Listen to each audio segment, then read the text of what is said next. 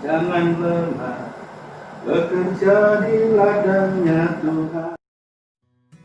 Selamat pagi Bapak, Ibu, Saudara, teman muda yang dikasihi Tuhan Yesus Kristus. Saya Stefanus Setianto. Terima kasih boleh ada bersama dengan Anda dalam kesempatan yang luar biasa ini. Saudara, tentang bersih-bersih rumah.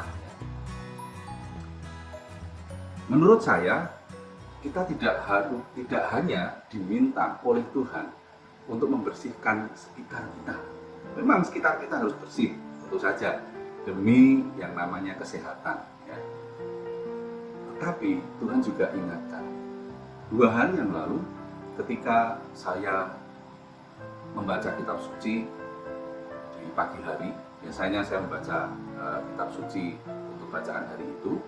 Tetapi setelah itu saya juga bertanya pada Tuhan, Tuhan, pesan apa yang ingin kau sampaikan padaku hari ini? Dan Tuhan tunjukkan ada satu ayat, ya, 2 ayat lah, ya. Di Matius 23 ayat 27 sampai 28. Saya bacakan aja ya. Celakalah kamu, hai ahli-ahli Taurat dan orang-orang Farisi, hai kamu orang-orang munafik, sebab kamu sama seperti kuburan yang dilabur putih, yang sebelah luarnya memang bersih tampaknya, tetapi yang sebelah dalamnya penuh tulang belulang dan berbagai jenis kotoran. Demikian jugalah kamu, murid saya. Di sebelah luar kamu tampaknya benar di mata orang, tetapi di sebelah dalam kamu penuh kemunafikan dan kedurjanaan. Maksud saudara, saya tanya Tuhan, pesan apa untuk saya ini? Dan ternyata Tuhan ingatkan, saya harus terus-menerus membersihkan diri saya sendiri. Bukan hanya di luar, tapi diri sendiri.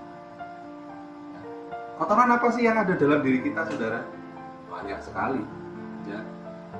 Kemarahan, emosi, suka ngerasani. Ya. Ini yang paling sering ya, suka ngerasani. Dan masih banyak lagi. Ya. Tuhan juga banyak tunjukkan dosa-dosa apa yang harus kita hindari di dalam kitab suci. Nah, kalau kita tidak mau membersihkan diri secara rutin, ya, saya ambil contoh aja. Kalau misalnya perabotan rumah kita tinggalkan dalam waktu 1 tahun, pasti itu akan berdebu dan debunya tebal sekali. Maka supaya tidak berdebu dan kelihatan bersih, maka setiap waktu tertentu kita akan bersihkan. Betul? Itulah yang Tuhan inginkan, supaya kita mau membersihkan diri kita juga secara rutin. Entah 2 bulan sekali, entah 3 bulan sekali. Dan puji Tuhan bahwa kita sebagai orang Katolik punya kesempatan untuk bisa membersihkan diri dengan sakramen tobat. Kita boleh masuk ke kamar pengakuan dan kita mengakukan dosa kita, dan Tuhan pasti mengampuni dengan keajaibannya. Haleluya, amin, betul? Satu hal lagi, kalau kita mau supaya doa kita didengar oleh Tuhan, ya, maka kita juga harus bersih loh. Ada dalam 1 Timotius 2 ayat 8 dikatakan, oleh karena itu aku ingin supaya di mana-mana orang laki-laki, dan pasti perempuan juga, berdoa dengan menadahkan tangan yang suci tanpa marah dan tanpa perselisihan. Ini saudara, kuncinya supaya doa kita juga didengar. Nah, ada satu peristiwa kemarin ketika masuk pekan suci.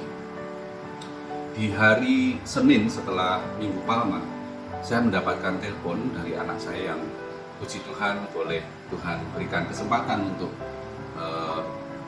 tinggal dan bekerja di London. Anak saya yang telepon itu tiba-tiba dengan suara lemah dia mengatakan kepada maminya, memang, "Mi, aku kena COVID-19. Kita semua kaget, saudara. Kita semua kaget. Suaranya begitu lemah. Dan langsung kami bertanya, gimana keadaanmu sekarang? Sebetulnya dia hanya merasa mual-mual. Ya, mual-mual. Dia nggak batuk, nggak pilek, nggak sesek. Ya. Tapi dia hanya merasa mual-mual. Rasa aneh di perutnya. Jadi dia pergi ke rumah sakit tanpa tahu bahwa sebetulnya dia sudah ada dalam gejala kena COVID-19, terpapar COVID-19. Betul, sampai di rumah sakit diperiksa dan dokter setelah tanya semua gejala-gejala yang dirasakan, dia langsung masuk ke jalur merah, jalur untuk pemeriksaan COVID-19. Dan akhirnya dia diminta untuk isolasi mandiri di rumah, karantina di rumah. Saudara, dia tinggal sendirian di apartemen.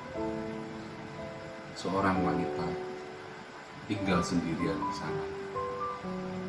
Tidak ada saudara maupun sanak saudara di sana, nggak ada. Kita nggak punya saudara di sana. Dan keadaannya sungguh mengkhawatirkan. Dia cerita bahwa dia itu sampai lemah sekali ya, pada waktu dia begitu. Beberapa hari kemudian dia bercerita bahwa penciuman dan perasaannya di lidahnya hilang. Dia nggak suka makan. Di sini rasanya menelan sakit sekali. Dan ketika dia mencoba untuk makan, yang dirasakan rasanya seperti pasir semua. Nggak ada yang enak.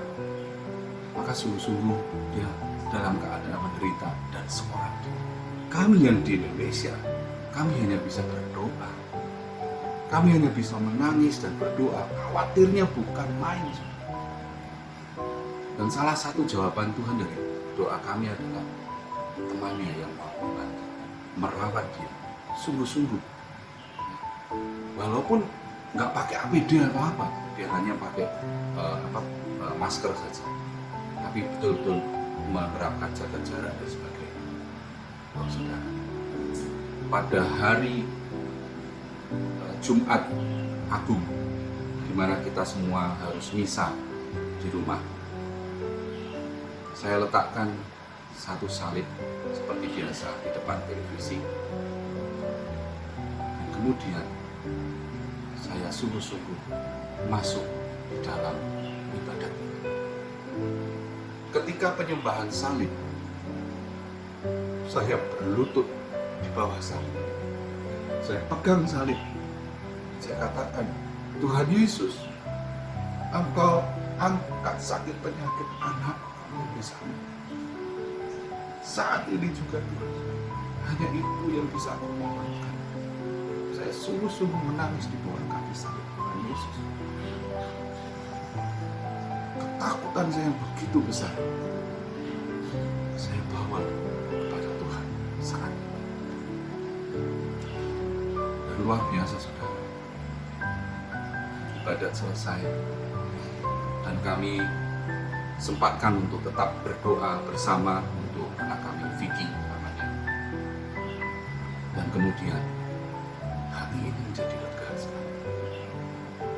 Ketika doa bersama dengan istri saya, Tuhan mengatakan satu hal.